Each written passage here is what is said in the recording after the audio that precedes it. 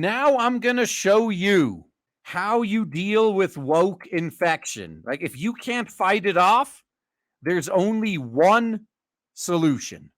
Is that woke I smell? North Carolina police chief and entire police department quit, citing new town manager. So Kenly, North Carolina, a small town located near Podunk and not far from Hee Haw. Okay. This was a joke, I'm quite sure.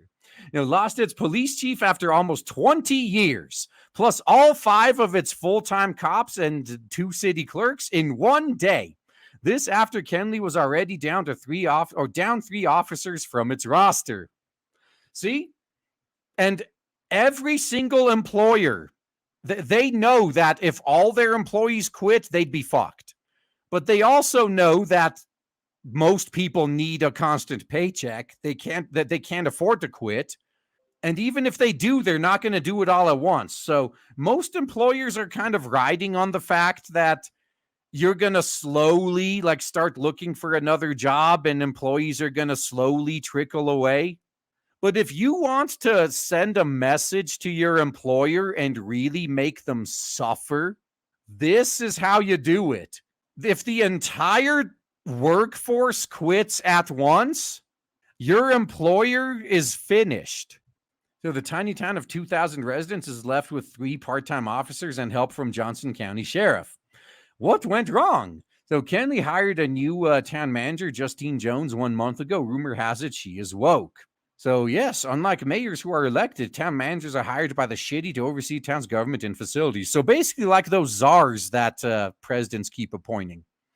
No details are scarce, but WRAL News was able to locate a copy of Chief Josh Gibson's resignation letter, which included the line, "Due to a hostile work environment now present in the town of Kenly, I do not believe progress is possible."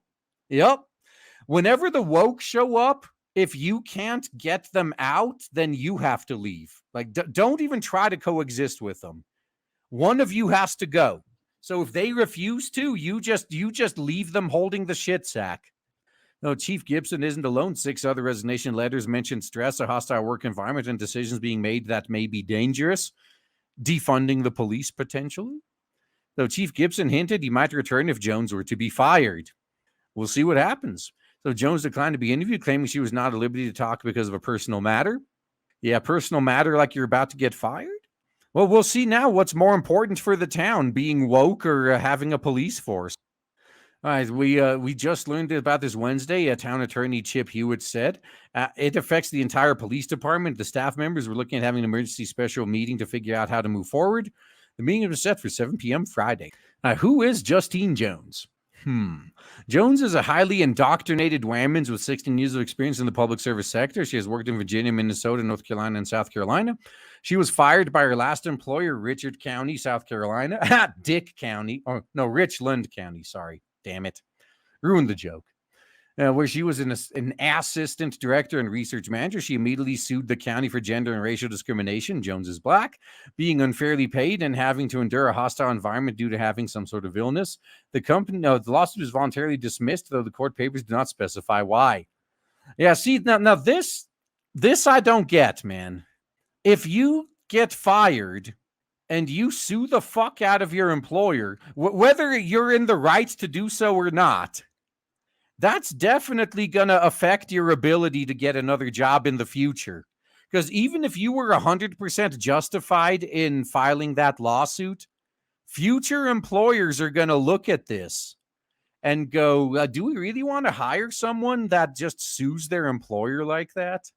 So after being canned by Dickland County, she opened up her own consulting firm. She stayed with it until she was hired by the town of Kenly on June 2nd. Must not have been too successful, man.